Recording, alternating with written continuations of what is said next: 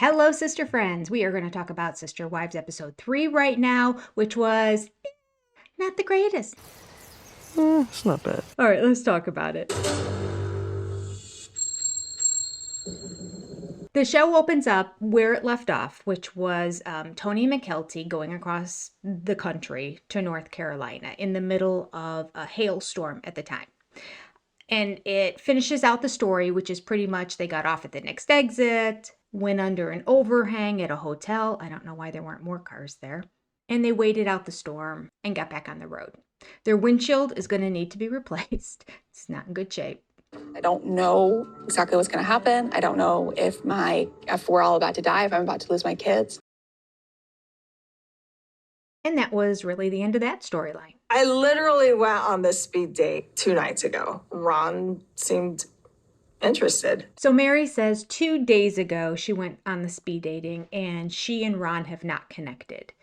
So she had to have turned the foreman at some point. So I don't think that was a love connection on his part, unfortunately. But Mary does point out that this is interesting. Even though these guys were strangers and she just talked to them for 15 minutes or 20 minutes, whatever it was, she felt like, wow, these were great conversations. These were men who actually were asking her questions about herself. She's never been with a man. She's only been with one man, Kody. So we're talking about Kody here. Never been with a man who cared anything about me and asked me questions about myself. Kody Brown, the narcissist who loves himself. So the next part of this scene is Mary inviting her friends over for their own painting night. You know how you go to those painting places and they kind of teach you and they have a basic thing? This was different. Everybody had their own easel. They were going to do their own painting. They did a lot of drinking. And of course, in Mary's world, everything turned sexual. Honestly, it's getting a bit ridiculous. So they all decided to paint an eggplant to represent a phallic symbol. Now, the friends that came over are her best friend, Jen. The 2 gals that were at that restaurant in Utah that she met when she went for the release, they were the girls that also went with her to do the release so that she wasn't by herself. I believe their names were Andrea and Hillary. So they were both there. And then that other friend that was there, I'm pretty sure is the one that was in her backyard when she had the metal sign that she wanted to break up. And I think it's the same friend whose house she went to on Christmas, last Christmas when she was by herself, and they showed that scene. Mary goes on to explain about the emojis and their symbolism. I just have to insert the clip because I like it when Mary laughs. She has a good laugh. I am very well aware of what the eggplant emoji on social media is used for. I mean, they use the peach for, a female's butt. I think that's what it's for.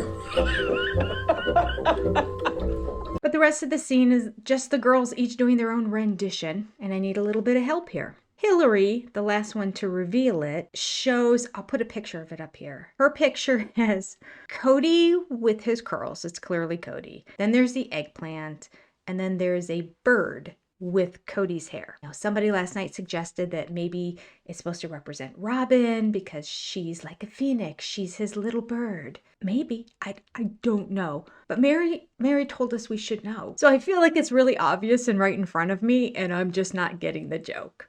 Write it down below. What do you think the bird represents? And I have to say that Andrea and Mary actually didn't have bad eggplant pictures. They did a good job. Freestyle, they did that freehand. I couldn't.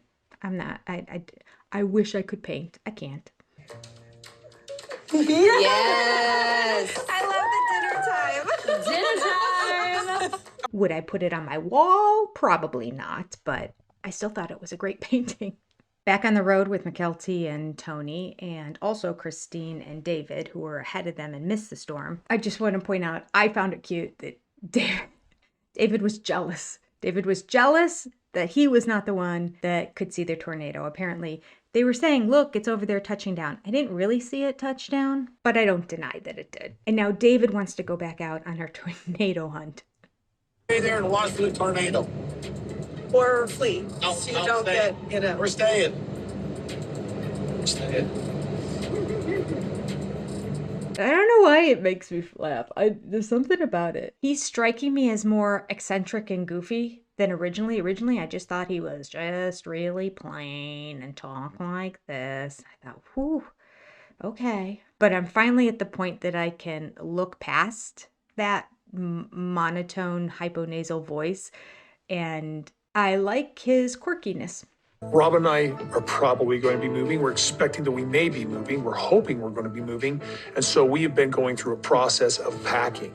I just want to say at the very outset of this, there is no way that that family is in the process of packing up all the crap they have in their house, covering it in bubble wrap, taping it up, putting it all in boxes, if they don't know they're gonna move. Now, they may not have ended up buying that house, but they were gonna move.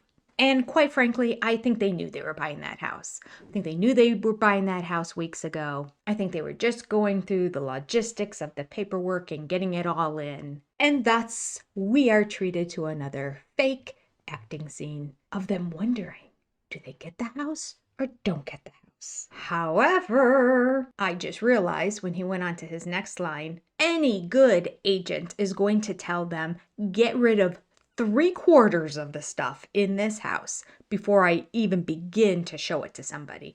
That's what they're doing. They are packing up all the junk, putting it all in storage just so they can show their house. And somebody else pointed out Sunday night, when has Robyn ever packed a box before her actual moving day? No. She always expected everybody else to do it. So this whole scene is just for the camera. I don't believe for a second Kody, Robyn, and her kids are the ones that packed up their entire house.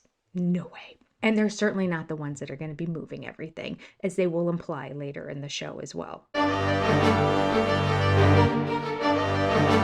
The counter doesn't show a supplement. It's all for show. It's not to move. It's to show the house. Okay, now I have to point something out. You know how we always thought Kody had a man crush on the real estate agent, Justin?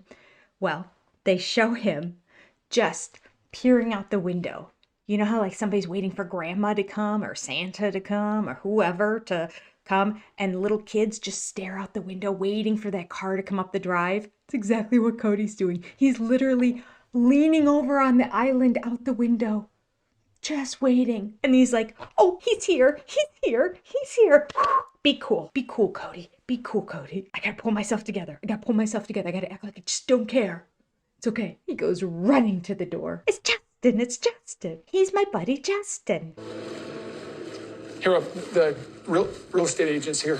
Oh, Justin's here? Yeah, Justin's here. Okay, cool.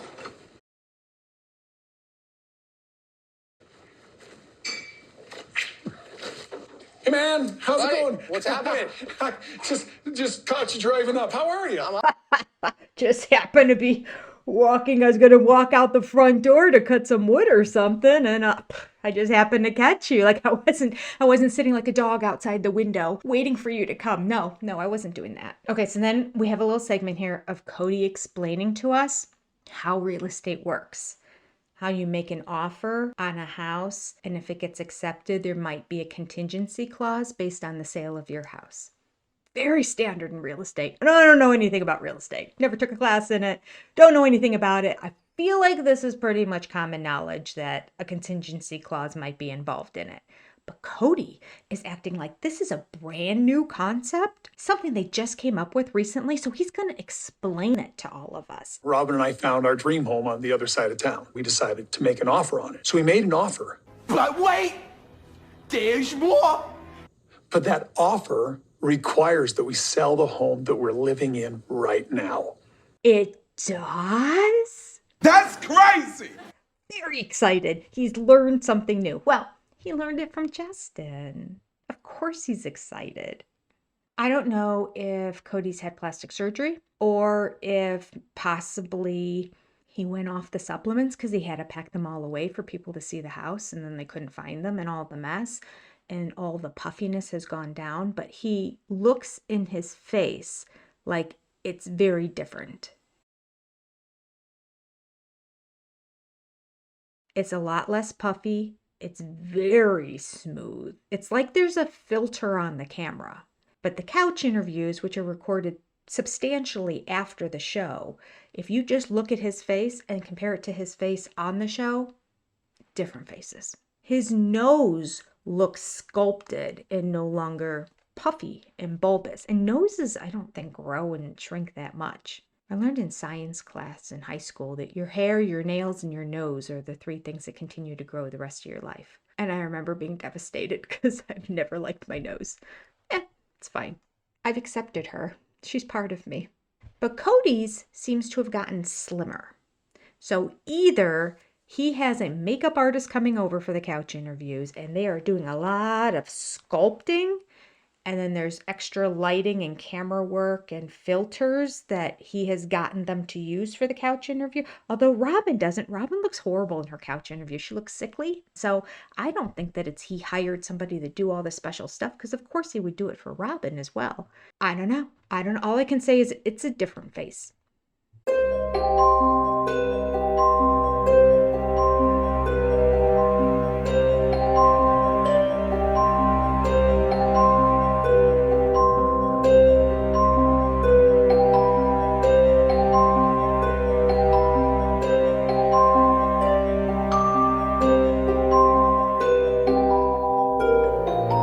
Tell me what you think.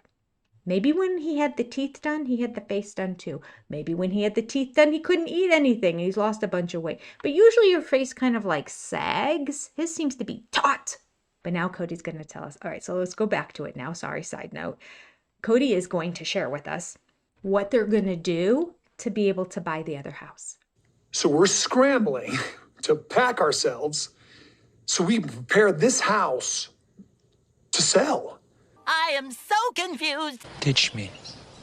And because that's got to happen. We have to sell this house to buy that one. Is that true? Who knew? Oh, really, KODY? Is that what's going to happen? Eyes huge. Lips keep getting stuck to his new fake teeth. He annoys me a lot in this episode, I'm warning you. Luckily, there's less KODY than there usually is in the show. I hope you've got good news. I have fantastic news. Come on, sit down. Absolutely. He's so manly. Let's go sit down. Since I met Robyn, she has said, faith in God, one step in front of the other.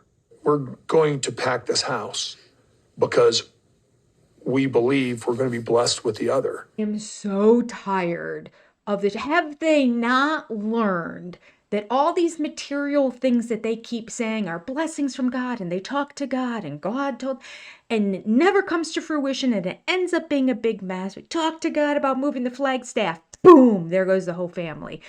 I, honest to goodness, think that these people pray at night and say, I really want a new house. I want something bigger. I want something that's 40% larger. Thank you, God. And then they say, I talk to God, and so I know this is a blessing from above. Unable to tell truth from untruth. Because it never works. Nothing ever works out when they say that. Like, there's no red line up to God between these people and God. They need an adjustment in their head. This is not how it works, KODY and Robyn. Have you not learned that over all these years? Clearly not.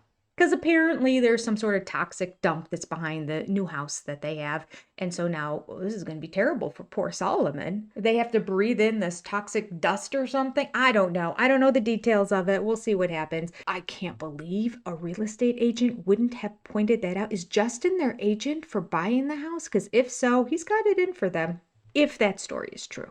You sister friends are the ones that shared it with me. I haven't seen or read or know anything about it. I mean, I kind of hope it's true, because then it just proves to them again and again and again, dumb decision, dumb decision, dumb decision, dumb decision. And what would be even better is if they then went to sell the house and got half the value for it. I have all these stories, don't I, of how I want the rest of the show to go in their lives. There's Jenny's dream world of sister wives, and this is part of that. All right, so Justin comes and he has the contract and says, somebody gave us an all cash offer and it's just below our asking price. So pretty good. Well, I think Robyn understands this is a really good deal. KODY, I do not understand the look on his face at all. He looks actually confused. He actually looks angry at his real estate agent. We got a cash offer, just under list. Oh my God. No contingencies. Oh my God. Ready to roll. Wow. What do you think? I thought we'd get 10% over the asking. I thought there'd be a bidding war. This is the KODY Brown house. I'm KODY Brown. People should want to live where I live. Kody clearly doesn't know what to do here. He's like, okay, it's all cash, so we'll close whenever it's good for them. If it's a cash offer, then closing can happen almost when they want to. No, Kody. Ugh. The real estate agents walking him through it. Could you imagine if he tried to do a for sale by owner? What a hoot that would be.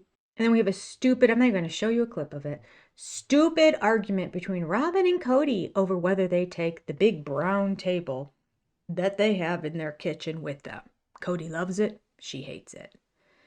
The question is, who cares? Cody's all proud of himself in his couch interview. He says this. I don't like fighting with her, but this is one where I'm going to stand my ground. You have almost 8,000 square feet in your new house. There's room to put the table somewhere where nobody is ever going to see it. This is not a real argument. Again, TLC probably said, we want to see the two of you banter. So they're like, well, let's do this table. Because later on in the episode, they argue about the table again. Right smack in the middle of the living room as you walk through, Cody's like, this is where we should put the table. Right in front of the fireplace. So dumb. TLC, again, do better. We're not buying any of this. Next. My taste, which is cluttered, like more intricate old world type of style, traditional maybe a little bit. And so he'll go between the two, and it just depends on the day kind of thing. Wink. So in plural marriage, it's not uncommon for us to just sort of come to these impasses where there's little different disagreements. And no, Kody, that is called interpersonal communication with just about anybody. It's not a plural marriage thing that you would have disagreements at times. And first of all, this whole conversation has nothing to do with your wives. You were talking about a table that you and Robyn own. Oh, we're going to evoke plural marriage again. You haven't been in plural marriage for 2 years, Kody. Stop trying to act like the plural marriage guru. Next. Robyn came into my life, and Robyn suddenly went, well, I want you in my life, so you're going to be part of all these decisions. And even she provided an office for me in her house. And the other wives could have done the same. The ego of this man makes me want to vomit. As many times as we have heard Mary begging him to come over, Mary begging him to just like fix the sprinkler system, to spend the night with her, to like do little tasks at her house, and he refuses to ever show up. Mary, who had a, 3,000 square foot, a huge 5-bedroom home in Vegas, and now another huge one, would give her right arm to have him use her house as an office. He doesn't want to. Christine is always complaining about how she wants him to be a part of decisions, and he's always just telling her, well, you make I don't have time, I'm too busy, you decide, you do it. And he's got the balls to now come on the show and say, Robyn wanted me involved in everything, so I do everything with her. The other wives didn't want it. But if we backtrack a little bit, he starts off saying, my wives had their independence in our plural relationships, and so I just told them, you do what you want to do. My wives had sort of this independence, so I sort of let it go. It's like, well, you decide what you want to do, stuff like that. Stuff like that. The phrase was not necessary at the end of the sentence, but okay. But now, after he admits he told the other wives, you make decisions for your households, he's now going to blame them for not forcing him to be there and make all the decisions. It's maddening to follow this one conversation. Could you imagine living with this man? Hey, you all have your own independence. Make your decisions. I don't have time to get over there. But Kody, we want you to come over. You're always with Robyn and helping her with things. We need help too. You guys do your own thing. He chooses to go to Robyn's house. He could have asked for an office in any house and gotten it. He asked for a wrestling garage at Christine's house. She forfeited in over 100-degree heat in the desert a garage. I would have never. No, I would have said, no, my car goes in there. Anyway, Christine said, okay, take the whole 2-car garage and turn it into a wrestling mat, wrestling haven. Clearly, these women were willing to do anything, but we saw on that show also, in order to do that, Christine's compromise was a little bit more grocery money because she can't make ends meet. Oh, it's maddening. And he has the nerve to say, they could have done that, but they didn't. They could have served me too. I could have had an office. There's no way you can have an office across 4 different houses. I struggle enough between this office and my real office, which is downstairs, and where things are. Did I take that up? Was it downstairs? Was it upstairs? Was it? It's the same house, right down a flight of steps right outside this door. Do you think Kody for 1 second could have kept organized enough to have 4 different offices and 4 different houses? Never, ever. Oh, but he'll contradict himself later because now that he's talking about how Robyn always gives him an office. And I know that was a thing in Vegas, but clearly in their 5,000 square foot house with 5 bedrooms that they live in right now, he has an office somewhere, right? But no, he'll say, I need to have an office. That's why we need a bigger house. I need to have an office. We'll get to that. Let's go on. Do they want to keep any of the like sheds or anything, or is it move it all off? Is everything leaving with us? I would say most personal property goes. Would they like any of our junk? Can we not move a lot of the stuff? Can, you know, like if there's something we don't want to move, can we just leave it here? Would they like that? No. Take it all. Kody goes on to say, this new house, it's really like a start over. Start again. Start again. How many times do you have to restart your life? You're almost 60, Kody. You're still restarting. It's like he needs to keep wiping the slate clean and forgetting about everything in the past until later on when he'll be like, oh, that was the greatest house. Why did we ever leave? Remember? He did the same thing with Lehi. Lehi was the best. We were all in the one house together. That was the best. And then he hated Vegas after they were in Flagstaff for a while. Vegas was the dream. All of us in that cul-de-sac. Do you remember that? He'll do the same thing about this. I gotta get out of here. There's memories here. I need fresh and new. Get me out. I need a place for Truly that is sort of like her room. Interesting words, Kody. Sort of like her room. They haven't even moved yet. He said before, one of the reasons he needed to move was because Truly needed to have a place that she could call her own that was her space. Now, it's sort of her space. They're not going to keep it just Truly's room. No. They're adding 3,000 square feet onto the amount of square footage that they have now when they move. But there's not enough space for Truly to have a room. His child, and now here's the dumbest explanation ever, about how a house, a physical structure out of wood, is going to repair the relationships between he and his adult children.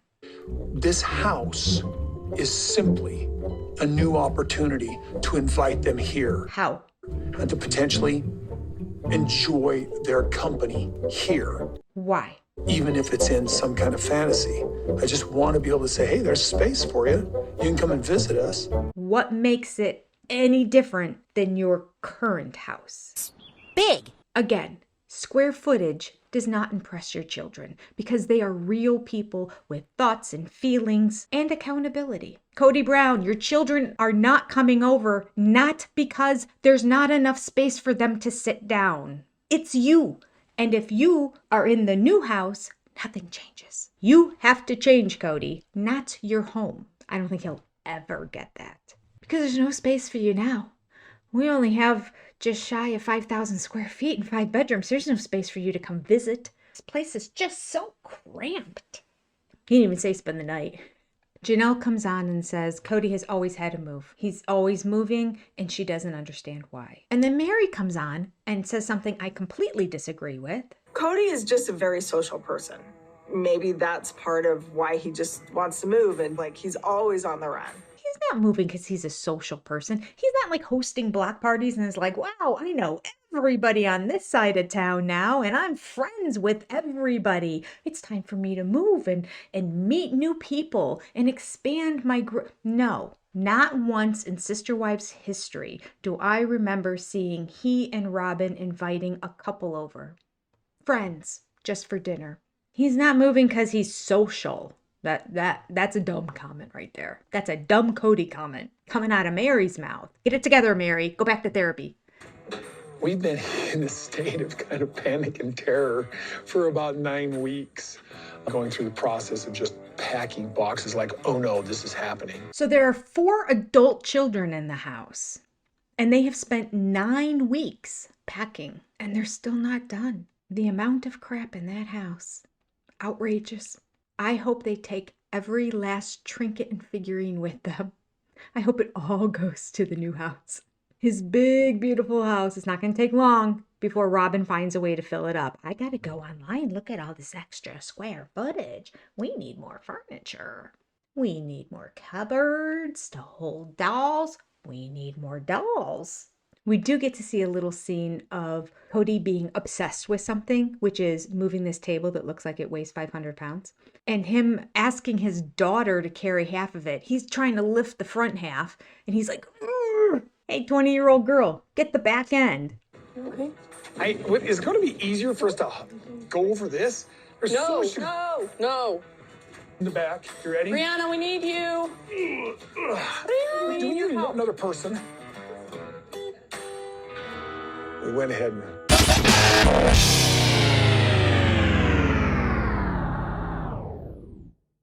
He's so clueless. So he's trying to figure out how to move it, and Robyn's like, stop. Let's get the rest of the furniture. Kody, stop. I need I need this.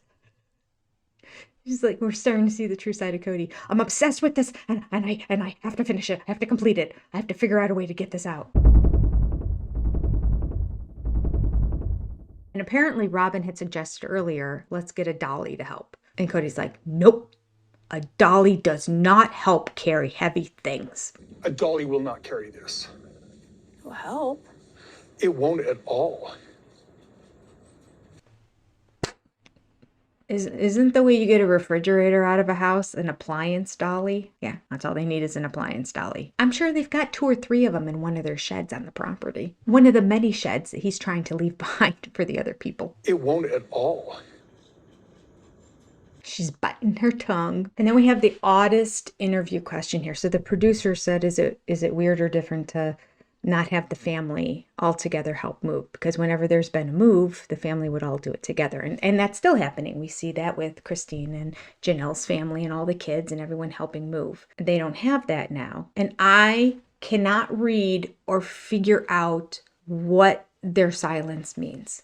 My first impression was, yeah, they're really sad and hurt by it, but there's no way they're going to admit that on camera because they want to act like they're rising above and they don't need the family anymore, that they're fine. Then part of me thinks, oh, they're sad, reflecting on the fact that, yeah, everybody used to pitch in.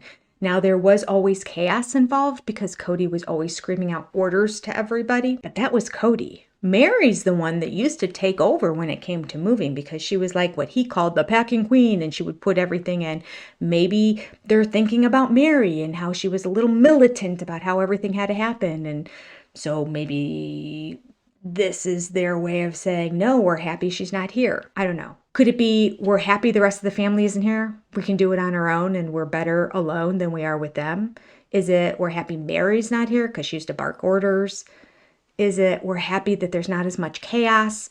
But if that were true, it would be because of Kody, so they wouldn't think through that. I don't know. But I do believe it's something snarky. Like I started thinking as I was watching this scene, they're sad because the family's not there. But then the way Robyn does her little coy at the end makes me think, no, she's thinking something nasty.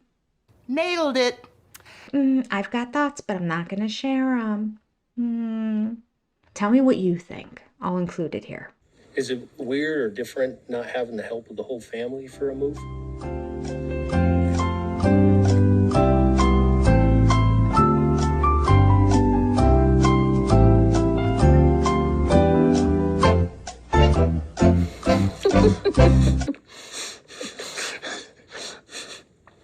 Anyway, is there anything else? Okay.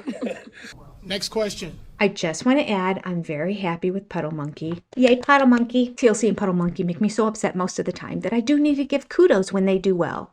It was great that they included this. You can tell they didn't want to answer the question. And so Robyn, who's directing now, Next question. they actually cut that whole segment and put it in. But I just don't know what it means. Hey everybody, it's halfway through the video. Take the moment right now, hit the like button, hit the subscribe button, hit the bell, leave me a comment. And I appreciate it if you do. I thank you for doing that. It does help the channel. Back to the review. What is she thinking? What is he thinking? Maybe they're thinking different things. Maybe she's grateful the rest of the family's not there. Maybe Kody's a little bit sad, but he's smiling because his pretty, sweet, shy little wife is laughing. I don't know. She's not shy. She's not pretty. We experienced a lot of heartache here. This is where my heart broke, right here, kind of situation. Kinda. Swing. Did your heart break or did it not break? You know, kind of, sort of type of thing. Sort of, maybe. I started seeing things on social media about Kody and Robyn selling their house. Obviously, we don't have much interaction, so it's not something that they would tell me. Oh, Robyn, who was crying so hard that you were leaving, who didn't know how she's going to go on with her life. She's not in communication with you, Mary? We knew it was all lies all along. Now Mary knows it too. She was never a friend to Mary. She was a manipulator. So Christine goes on to say, somebody on social media reached out and told me about it and I didn't believe them. And she agrees that it's a good move because, I'll just tell you the first reason.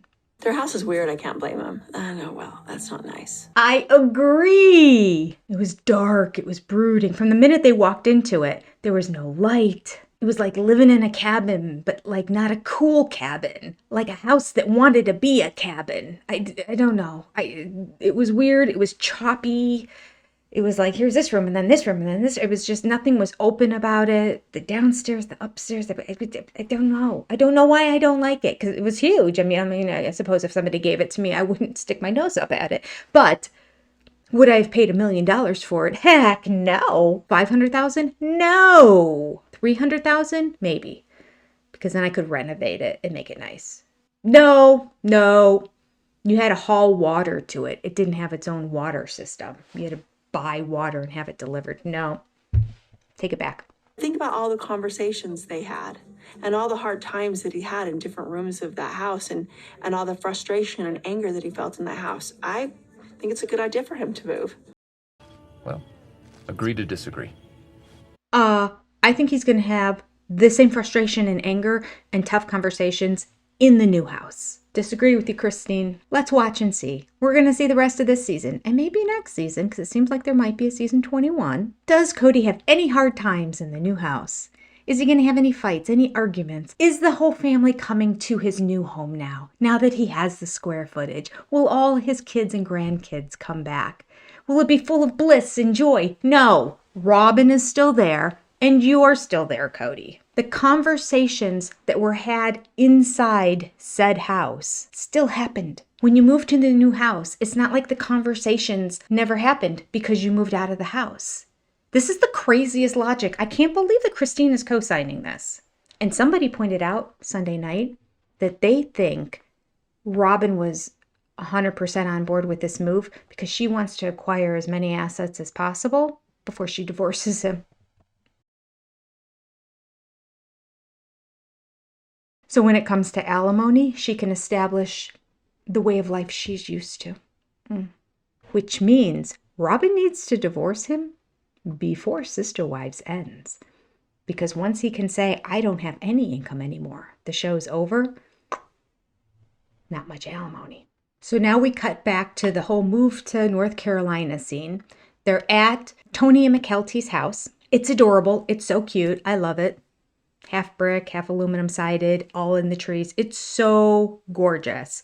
Their whole backyard is all trees, but there's a huge grassy area before that. So plenty of room for the kids to play and have a playground set and run around. It's a great house. Inside, I like the layout of it. Everything I love about it. Christine throws a little bit of a dig, I think. Their house before that they had in Lehigh was not great for their family. It was split level. It wasn't comfortable. Okay, so here's her little bit of a dig. I think deep down inside, she's a little bit bitter about Mykelti leaving. I mean, because she did throw that dig at Tony in the last episode. So she's basically saying the house that they're in right now, it's not comfortable because it's a split level. I don't even think it was a split. I think it was a tri-level. I think it was 3 floors. It was a tall, thin townhouse. So it had a lot of steps. So it's not practical for children. That's what she needed to say. But she just said it's not comfortable. So she didn't like it. And this is an older, but a very comfortable home. And now this house is comfortable. I mean, it's old, but it's comfortable. Why did she have to throw in that it was older? Because she says, and this is an older, but very comfortable home. I think she's struggling with the move. And subliminally, she's throwing out darts and digs. Now, she had positive things to say, too. That's not the only thing she said. But I was just shocked when she said it. I remember when she said it, I thought, why would you say that on camera about somebody? That's like kind of not nice. And then Christine goes on to say, this is a nice, cozy home. Watch, I'm going to put the whole clip in here because she says it really fast. This is a nice, cozy, comfortable home. Before, they didn't really have a cozy, comfortable home, but they made it cozy and comfortable, yeah. Nice, cozy, comfortable family home. Feels like a family home. And their home before didn't really feel like a family home. They did it. They made it work. But it was great. It's like she caught herself. Feels like a family home. And their home before didn't really feel like a family home. They did it. They made it work. But it was great. Whoops, did I say that? No, it was great. It was great. It was great. Now, the home before they owned, they had to sell it. Right now, I do believe this house is a rental. So in the future, they'll probably be moving again. So we're going to spend the next couple of days basically just, unpacking, unloading, getting settled. And then we go back to work, back to life. Tony starts. I start tomorrow. Yeah. I gotta work tomorrow. Gotta play chess tomorrow. So while Mykelti gets to unpack and settle the whole house, he gets to go play chess. Okay. His parents must be so thrilled that he married Mykelti. Like, she's just a get it done kind of gal. And she's now supporting him so he can live his dream. But still, this whole move has been in support of Tony's chess career because where they lived before, it wasn't like this hub of chess. So North Carolina, Charlotte specifically, is a chess hub. And Tony can move and he can become an instructor. And that's like the dream. He's very good. I'm sorry. I need to Google this. Where is the hub of chess? While the birthplace of chess is India, St. Louis, Missouri is widely considered the hub of modern chess in America due to its world-class institutions like the St. Louis Chess Club and the World Chess Hall of Fame, and its hosting of major tournaments. Okay. So we can say that Charlotte, North Carolina has more chess than they do in Utah. But if they wanted to move to the hub, they'd be moving to Missouri. Don't say it anymore. It's not the hub. When Mykelti and Tony decided to have kids, Mykelti was going to have a career and Tony was going to watch the kids. So Tony's a stay-at-home dad. Why are they always making it sound like he's got this big career in chess and now they're moving for this career? Why haven't they ever really addressed that before? I've never once on the show heard them say, Tony's a stay-at-home dad. Are they ashamed of it? Is he ashamed of it? I mean, maybe. I guess it can emasculate you that your wife is doing the career just because she's more competent, because neither one of them have college educations, to my knowledge. He was a banker before, though. You have to be, unless you're a teller. Maybe he was a teller, not a banker. I mean, if you're a banker, you have to have a degree. He has a degree. She does not have a college degree. Why is he not working in banking? They could be making some good money in banking. Oh, I'm getting more and more upset by this. Maybe she just wants to work. Maybe that's what they've decided. But it seems as if this whole thing is based on the fact Tony likes to play chess. They're rearranging their whole lives around it. I'd be so bitter if I were her. So bitter. That conversation came up once with me and my husband because at the time I had more years in education than he did because he had another career before. So when we got married, I got my master's degree while he was still working somewhere else. And then after I got my master's degree, I started working in the school system as a speech therapist. Then he went back to become an educator. He did the 4 years to start working and then got his master's degree as he was working as a teacher. But at the time that we started having kids, I remember him saying, you know, if you want, because we were like looking at the paychecks of what I had my master's degree and I don't know, 5 years of experience or something. And I worked a little bit before I got my master's degree, before we got married in another state. So we were looking at that income and then looking at him starting out as a teacher with a bachelor's degree with no experience. And there was a price discrepancy there. And he's like, I could stay home and watch the kids and you can continue to work. Never, not in a million years, absolutely not. No way, Jose, no chance, Lance, and yet, negatory, nah, and of course my own personal favorite of all time, man falling off of a cliff. No! Hell no. This conversation is never coming up again. Ever. At worst, we'll both work. But no, I would have been so jealous. But that's the way I'm cut. I've always wanted to be a mom. There are some women that just want to be professional women, but also want to have a family. So for them, it works. It would have never worked for me. Never. I'm curious where Mykelti falls on that continuum, because I think this could cause a lot of bitterness in their marriage over time. So Janelle's really excited. All the grandbabies are now going to be, this is pre-Aspen having a baby, of course. All the grandbabies are now going to be in North Carolina. And it's so cute that they all get together again and they're playing and they're laughing and they're running around and just because it brings me so much joy. Joy, joy, joy. Hello! Sunroom, porch, back. Janelle does say again, sorry, Christine, but all the grandbabies are here. But she says with a smile. You can tell that it's a fun banter. I feel like Christine jokes about it as well, but understandably, I think there's a lot of hurt underneath there, which is why she may have thrown the dig at Mykelti's house. I don't know. She starts to throw a dig at North Carolina. She says, there's nothing here. I don't know why people would. It's great. She's catching herself. She can be mean. I think there's a side of Christine we haven't seen before. There's nothing here that I don't know why people, it's great. They can have it. And she admits she's always had to play or act the role of the happy wife. And everything is good all the time. But now that she doesn't have to do that anymore, I don't know. As the years go on, we might see more and more of what Christine is really thinking and feeling about things. She does not like North Carolina. And can I just tell you, North Carolina is gorgeous. As is South Carolina, as is a lot of the East Coast. And after seeing this gorgeous piece of property and this beautiful home, for her to still say, I don't get it. I don't get why people would want to move here. I think it's just out of jealousy. I just feel home. I feel like David and I have a beautiful home. We just feel like that's home.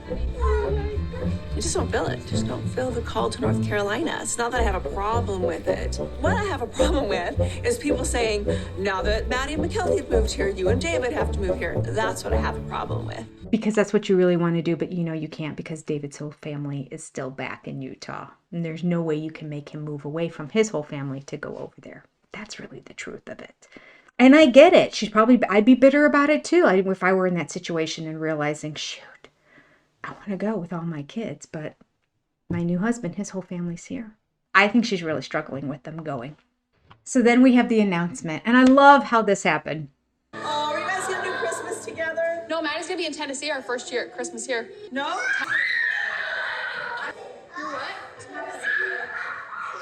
Wait, what? Oh, so exciting. But that news had to hurt a little bit more for Christine, so I feel a little bit bad about that. It was very sweet. I love how the family is all still close. The only ones that aren't are Kody and Robyn and their kids. And then Tony comes and when he's being interviewed about it, says the dumbest things. He's going to take over Kody's role, and we're going to see more of Mykelti and Tony on the show if he keeps it up. And I don't like that formula. First of all, he calls her Mad Pregos. She's not Mad Pregos. She doesn't even look pregnant. And Mad Pregos isn't even a term. But at any rate, it's fine.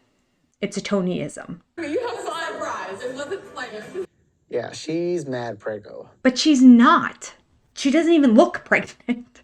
Nobody knew she was pregnant. So I don't know why he said that. It makes no sense. But then he goes on to say how disappointed he is because he thought this pregnancy era was over. What? I thought they were done. I was like kind of excited. I'm like, oh yeah, pregnancy era, that's done. Pops up again. Why is he upset that somebody else is pregnant? He literally has the opposite reaction to what you should have when somebody's pregnant. He's not very likable right here. Oh, wait, he says one more dumb thing. Although I just realized the reason why he doesn't want to have any more kids is because he's the one that's watching the kids. Bingo. He can't handle it.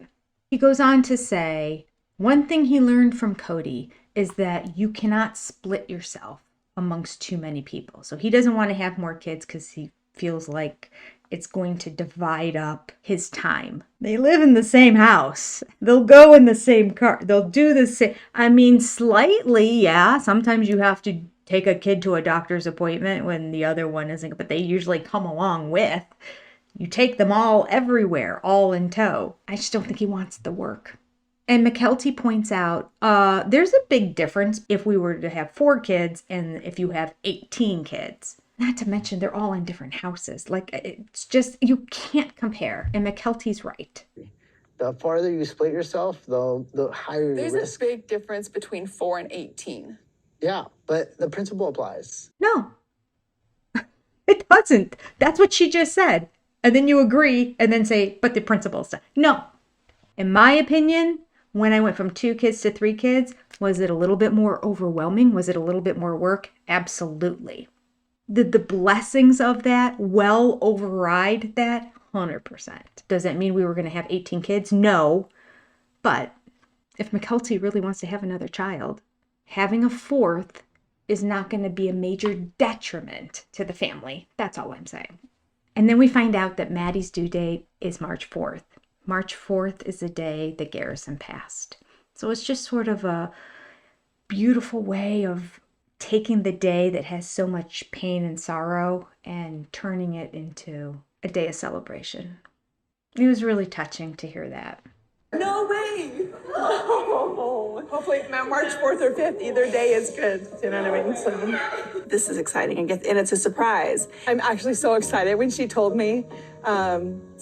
It's cool because it coincides with Garrison's death. It's the date of Garrison's death is her due date, and so it's cool. Mykelti points out is the positive that came out of, you're always trying to look for the upside of situations. And she said that since Garrison's passing, it has really brought all of the siblings very close together, which I think is beautiful. Kody won't like it when he sees that, but who cares about Kody? I find this part interesting too, how she says the kids have started to move to hubs around the country.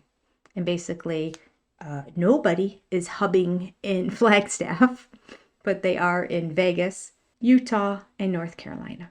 So now we have another scene of Kody and Robyn. This is a bit annoying. Clearly, they have been to this house numerous times before. They've already said they've been moving things into it. I think, without coming out and saying it, they're trying to make this look like this is the first time everybody's seen the house. But clearly they have because, Solomon's just like, Nobody's really excited. They're just kind of smiling. You can tell there's a little bit of, I'm going to try to act like, ooh, this is cool. But it is not how anybody would react if they saw it for the very first time.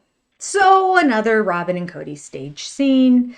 Besides just the extra garage and storage space, the house has about 40% more square footage.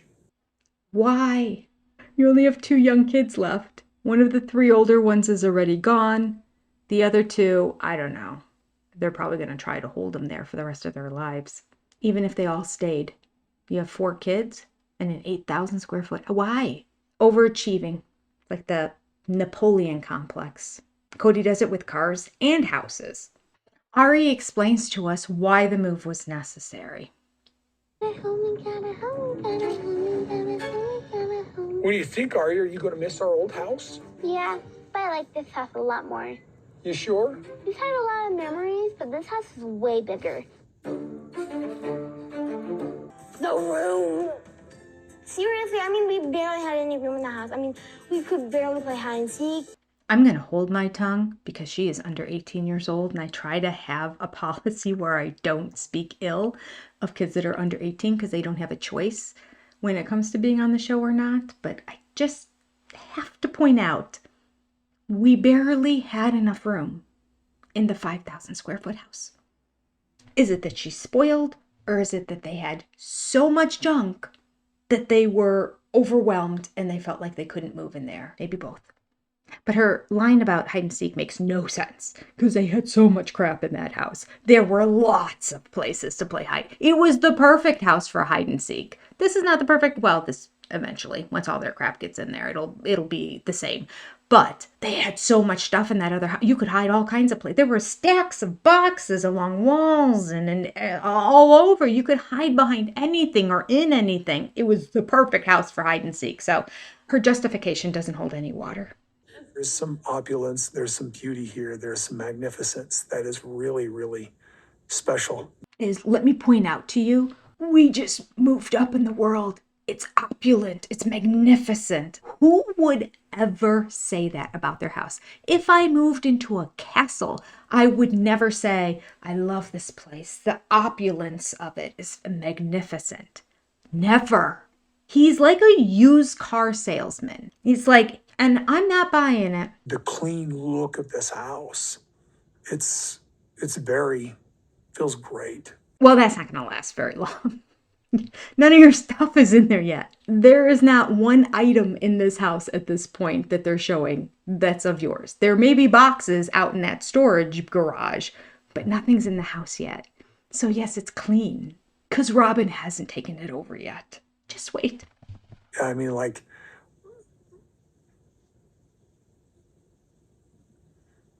the word just opulence comes to mind. Again! If he didn't look douchey enough the first time he said it, he has to smile and double down the opulence. The more you learn about what this man really thinks and feels, the worse he looks. And it's hard to believe that, but it's true. When you think he can't look any worse, he does. And so proud of himself. I'm actually a little embarrassed for him and his family who has to watch this. Will be leaving a lot of pain and hard memories behind. Not true. The pain and the hard memories are going with you. I wonder at what point they realize this in the new house. That the pain is not over and the bad memories are not gone. What happened in the past still happened in the past. The memories will always be there and they will always haunt you until you deal with it. And moving to a larger home is not dealing with it. This would be a room that make it like a guest room and then Truly's guest room and then Truly's room. Yeah. Yep. It's the guest room and then Truly, because she's a guest when she comes. And they put it in the order of importance. Both Robyn and Kody said it's the guest room and then Truly's room. That means Truly sleeps in the guest room, which is fine. But they said they were moving so Truly could have her own space. Truly could have her room. She doesn't get her room. Do you want Truly to come there? Make a Harry Potter room. Make a library out of it. Make it cool. They're so dumb. Let's go look in the kitchen.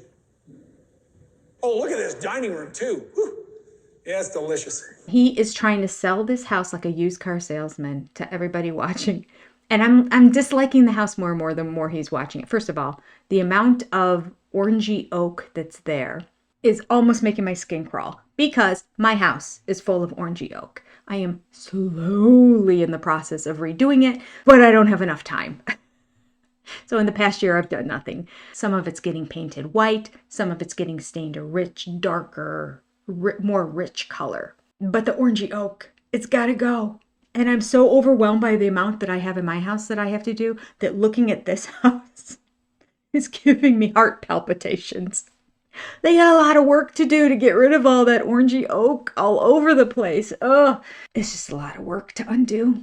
But Kody looks at it and goes, it's delicious. That is not a word you use to describe what a room looks like.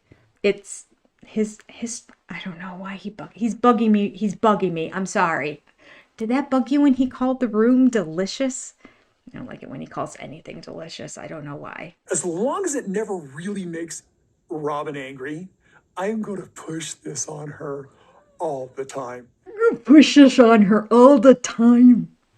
whatever happens, if we don't find another table and this goes into our house, the new home, I'm going to relish the idea that it's still there. Just don't like the way he's talking. I'm gonna talk to you like this is romper room. And let me tell you, I might get away with something. I might have my table here in the extra 3,000 square feet plus the huge garage. I'm gonna find a nook in there somewhere that I can put the table and then I'm gonna relish in the fact that I won. Gross. So now we have a little scene here where Robyn's talking to everybody. He's like, let's get together and do a family prayer in our new home and relish in the fact that this is ours now. So the kids are coming together and Robyn's still talking. And Kody has just got his hands on the walls like, it's mine. It's all mine. I just think since we've worked so hard to getting here and there was so much prayer involved and God was so involved in our process, we owe him a big thank you. Then at the very end, we have Mykelti and Christine talking to each other in the kitchen as they're unpacking. And Mykelti shares a picture that she must have received from Maddie. And it's all 6 of the kids together. And it's adorable. What is that? Let me see. Aw, cute photo. Oh my gosh. This is why you're moving. They're gonna grow up little best friends. I think it's 6, right? Because she had 3 and she had 3. Yeah, all 6 of the kids together. And Christine admits, I know, this is why you're moving. The kids are going to be closer together. I mean, they're 4 hours apart. They're not going to see each other all the time, but they'll know they're cousins. They'll get together more often now. So that is true. It's a very sweet ending. Christine is having a rough time with it. I feel for her. I do. As a mom whose daughters moved to Nashville, I don't think she's ever coming back home again. It hurts with the realization that you can't keep your life and your kids and everybody in your nuclear house for the rest of your life. At the same time, you're blissfully overjoyed when those kids move on and do great things, and you're so beyond happy for them that it's a good thing. It's a dichotomy. It's tough being a mom. All right, that's all we have for today, but thanks for watching this all the way to the very end. I appreciate you. You take care. God bless. Adios, and I will see you next time. Bye, sister friends.